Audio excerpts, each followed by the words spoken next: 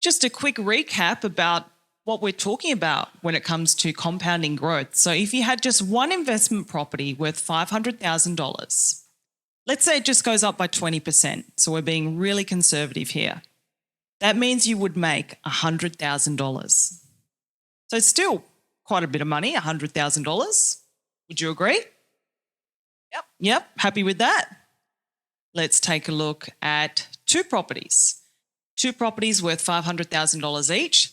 And let's say they just go up by 20%. Then you would have made $200,000. Quite a bit of coin, right? Happy with that as well? Excellent. Now let's take a look at just one investment property worth $500,000. And let's say it doubles in 7 to 10 years. Then you would have made $500,000. And two properties worth $500,000 each.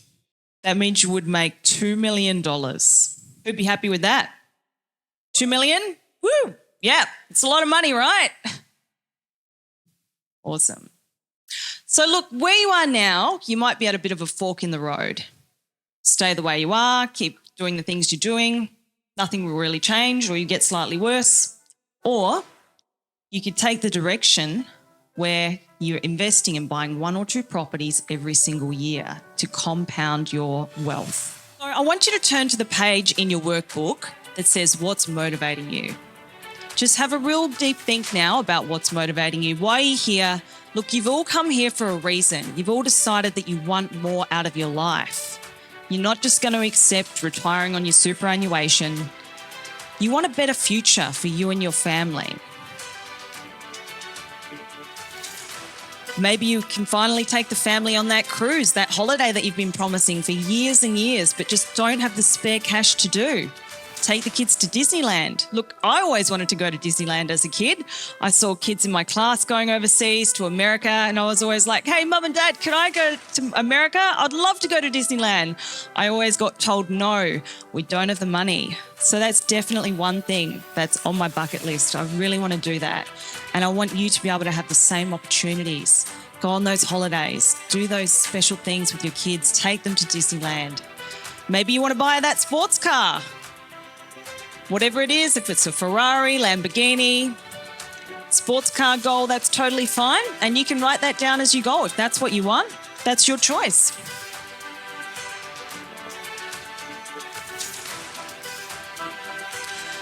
Buy your family dream home. Save up and get the dream home you've always wanted. Or maybe what's motivating you is wanting the time to take up a hobby. Whatever it is, maybe it's learning an instrument, maybe it's doing a sport. To have the fun and the freedom to take up a hobby.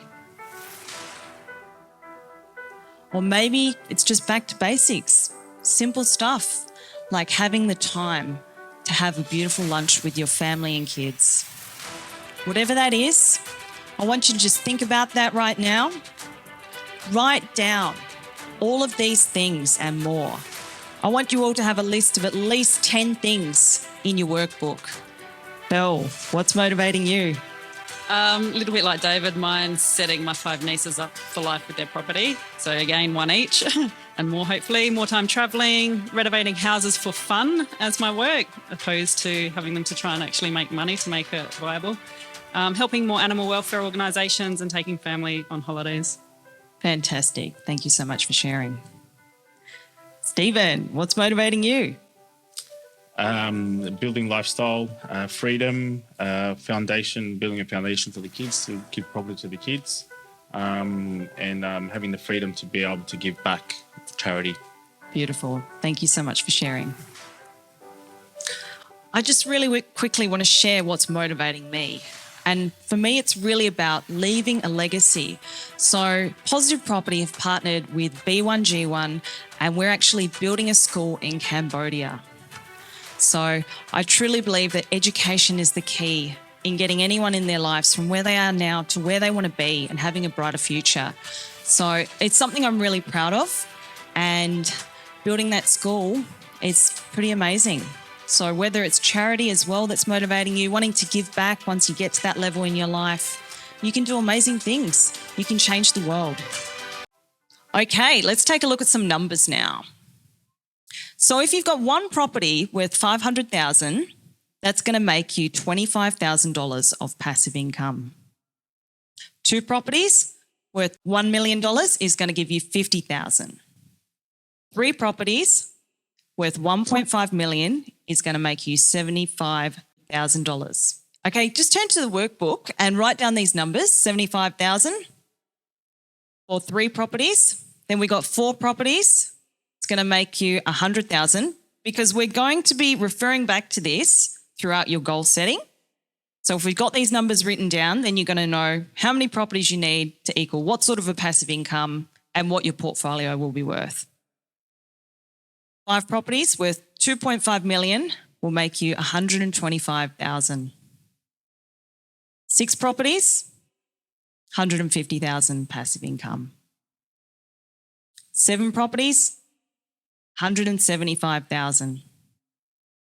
Eight properties, $200,000. Nine properties, $225,000. And 10 properties, $250,000. Has everyone got those numbers written down? Or do you need a minute?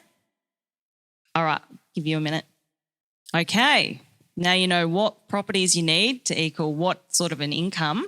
We're going to turn to the page in your workbook and we're going to zoom out. We're going to take a look at your future. And I want your future to be really big and bright.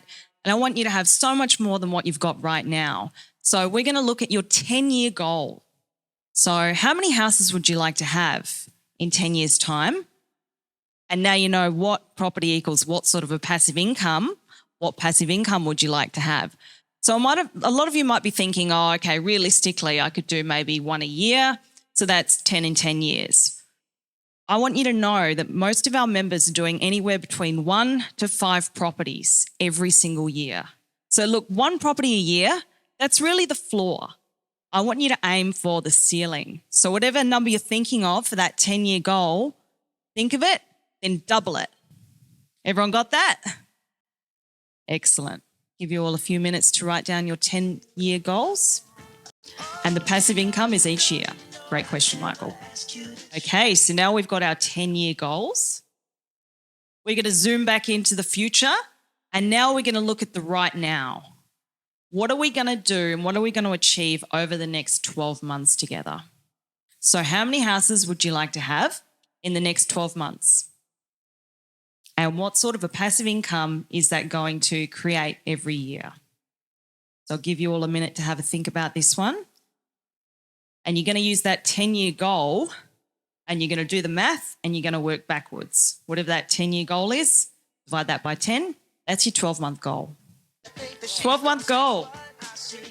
I've just got 2. Fantastic. I love it. Thank you. Thanks for sharing. Going to head on down to the back of the room. Hey, Adam. How are you? Excellent. 12-month goal. You said 1 to 5 was about normal. I'm aiming for 6. I love it. Aiming high. Fantastic. Beautiful. Hi, Moses. How are you? 12-month goal. 2 properties. Beautiful. Thanks for sharing. Hi, Luciana. How are you? Having breakfast. 12-month goal. I would like 2, but I've been working the numbers and I know that 1 will be possible. Fantastic. Beautiful. Everybody got their 12-month goal? Beautiful. Okay. Look, to really make a good start, and because you need to start early when it comes to property investing, we always do our 3-year goals. So I want you to take that number, whatever you've written for that 12 months, and times it by 3 and write in your 3-year goal. So I'll give you all a minute to do that. Now let's take a look at what's holding you back, because I often find it's one of 3 things that's holding you back. And I want you to be honest and open with yourselves today, because this is a safe space. So turn to the page where we're going to take a look at what's holding you back. So it's either going to be A, mindset, fear of debt, very common one. B, lack of resources. Maybe you don't have enough equity, savings for a deposit. Or it could be strategy. You might just not know what to do or where to start and how to do it. So we're going to circle either A, B, or C. Give you all a minute to do that. Have a think about it. And look, it can be one or two. Sometimes it's like A and B or B and C, whatever that is. Well, what we're going to do now is George is going to come on and explain how to overcome each of these. So, George, welcome. Welcome back. Oh, okay. Well, let's talk about some of these challenges holding you back. Mindset. What is mindset? How does it hold you back? There's lots of different ways. I'm going to go through a few examples. One of the things is belief. The number one thing that holds people back from getting their goals is actually believing they can get them. Right? Anyone seen The Secret? Yep. Secret's great, but the problem is you can, manifest in your mind whatever you want, but without massive action, you're not going to get there. I'm sorry, right? So they did the first step, which was great, the belief, the massive action. Now, Harvard Business School, they did a study, and basically what happened was they found out people that wrote their goals, and 3% of people in Harvard wrote their goals down, and 97 didn't. They followed them up 10 years later, and the 3% had more success than the other 97% combined. Because writing a goal and telling the universe, this is it, putting a stake in the ground, in the sand, and saying, this is what I'm going to do, is very powerful. All right? She agrees. So, and the challenge of mindset is this is the problem. It's where you're getting information from. You know what I mean? Because, are you learning about property from the Uber driver or from your brother or sister or uncle or whatever? Because when I first started investing, I saw that Nick was successful and I said, I'm going to follow that strategy. And I was at a family barbecue and one of our family friends, he's a lawyer, and I talked about I wanted to invest.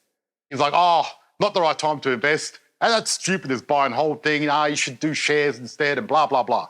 I go, how many properties do you have? He goes, one. I go, well, why are you telling me this, right? What's the point? So if someone's going to give you advice, unless they've got the results, don't listen. So the deal is mindset is believe in yourself. Do you believe you can do this? And I found when I first started, I used daily declarations. Anyone heard of those? What you do is very nerdy. It happened in the 80s. Anyone around my age would know. So what you get Post-it notes, say, okay, I am a successful investor. I am fit. I've got a six-pack abs, and you write everything out on your mirror in the morning and you look at it. And then I was driving around this old Camira and I had a picture of a convertible Porsche, a silver one. Guess what I drive now? Yes. Like, wow, even the color, like, what the hell, right? And I had it on my what do you call it, that thing, sun visor. So every time I pulled it down, I'd see this Porsche go, this stupid Camira. I hated the Camira. It was terrible. The worst car ever, right? The only good thing about it, it had electric antenna. So I'd be at the lights trying to impress the girl, yeah. Didn't quite work. Then I'd get the window and pretend it's electric going, yeah. So, yeah, it wasn't good. I mean, look, I was so broke at one stage. I had this Commodore and I went and the starter motor wouldn't work. So what would happen is I'd go on a date and I remember I was seeing this girl in Darlington and up the road there was a bit of a hill. So I parked up the road, go to pick her up. I go, hi. She goes, where's the car? Over there. Why didn't you park here? Oh, it was busy. Anyway, we jump in. I let the car go. We go to town. I'm talking to this girl. We end up at this restaurant. I forget about the parking on the hill thing. I've just parked in front on the flat surface. We get out the restaurant and I'm like, oh, shit. How embarrassing. Anyway, there she is pushing me, pushing the car while I'm trying to start it, right? And when I was looking at my sun visor, that convertible Porsche, and there's my car, it doesn't even work. I was saying, how the hell am I going to get here? But I just decided that I was going to believe that I was going to do it no matter what, right? I thought, you know what? I'm going to try, I'm going to do this. I don't give a shit. I'm going to just do it. I was determined. I was determined not to live the life that my parents did, not to live a mediocre life, and I thought I'm going to do whatever it takes, right?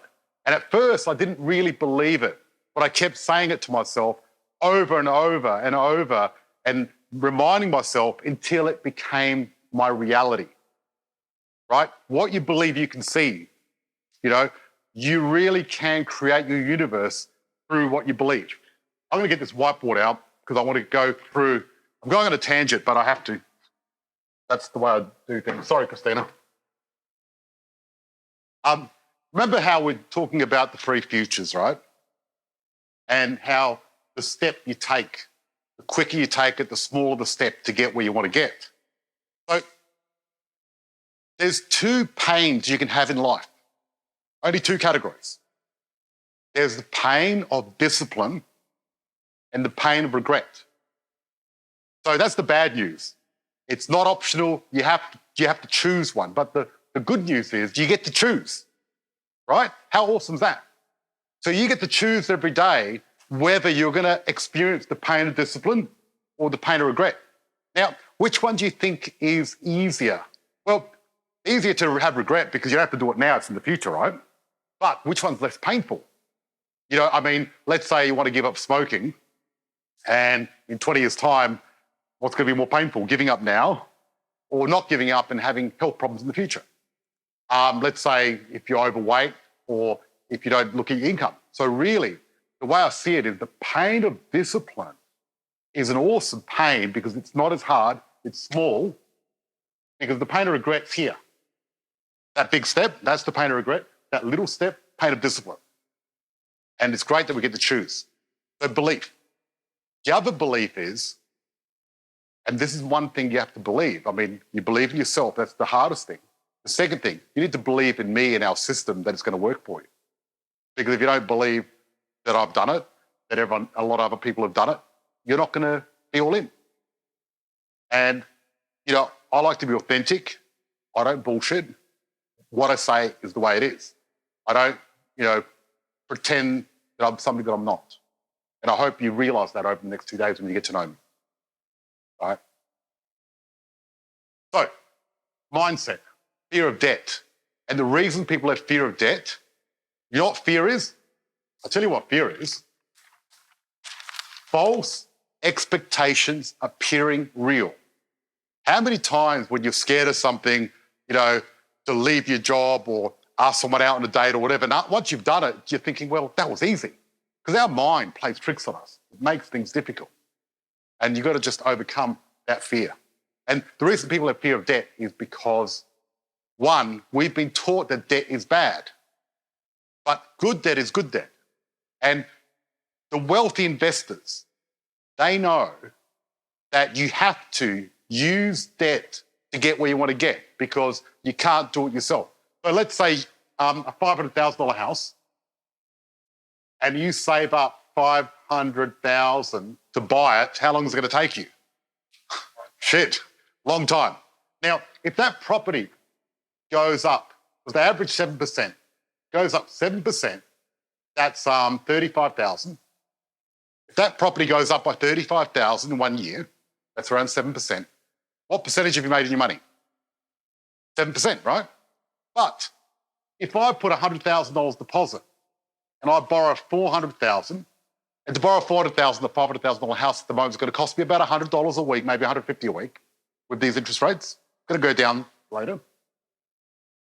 And that goes up 35 grand. What rate of return have I made? Anyone? Sorry? Nope. We invested 100 grand. We made 35 grand. 35%. And thank you for playing. So 35%. I know these off by heart, otherwise I get it wrong myself. So that's massive. Where do you hear about 35% returns from? Well, nowhere. And that's the power of leverage. That's the power of debt. And debt is what is going to get you to where you need to get. And, you know, if you're doing old school and spending all your time paying off your mortgage, that's a loser's game, right? Because you're never going to get in there because inflation is going to kick your ass because it keeps growing. That's the fact of it. So inflation can be your friend, where you've got lots of properties and they're growing, or it can be your enemy, where you've got money in the bank and your money is shrinking day after day after day. I mean, until recently, money in the bank, it was going to take 82 years to double it. It's a long time, right? But with 100,000 on here, average 7% return, takes 3 years to double your money. We've had people double, triple their money in the last year or two in our program, right? People have put $100,000 deposit in a house. They've made 100 grand, 200 grand, 300 grand. So that's the power of debt. Lack of resources. Don't have enough equity, money, or deposit. Look, you've got to get creative. That's the fact of it. And, when it comes to resources, what you can do is your parents can go guarantor, you save more money, you can Airbnb part of your house. We've got a lady that Airbnb part of her house. She's also got a foster child and she can put signs on her car. But she wasn't earning enough money. And guess what? She bought a property now, right? And when she first joined, she didn't know how she was going to do it, but she just did it, right? I had one guy, he had zero deposit, but he had too many cars and jet skis. And I said, mate, you have to sell them. He did.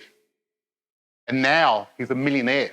He's 24 years old and he had a jet ski and a couple of cars.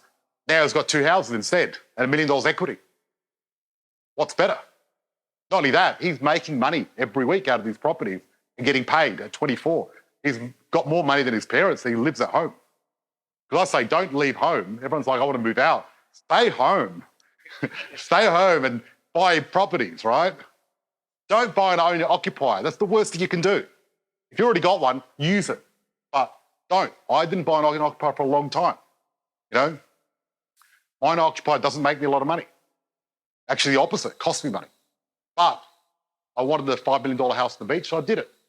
And people say, well, George, aren't you contradicting yourself? You're saying save your money and do whatever it takes, and then you're buying all this stuff. Look, the way I see it is if you work for your money, you go to work and you make a paycheck this week, or if you've got a business, you make money, that money's not yours. You need to invest that money, right? But if you make passive income, go to town. Do whatever you want with it because it keeps coming back. That's the beauty of it. My passive income, I blow it, it comes back. Blow it, comes back. But if I work for my money, I'm going to invest that money because that money was blood, sweat and tears. I worked hard for that money, right? But with the passive income, then once you deserve it, do whatever you want. First, set yourself up and get your properties. Strategy, don't know where to start. Well, I've got that part covered, guys. Don't worry. That's all I got to say about that.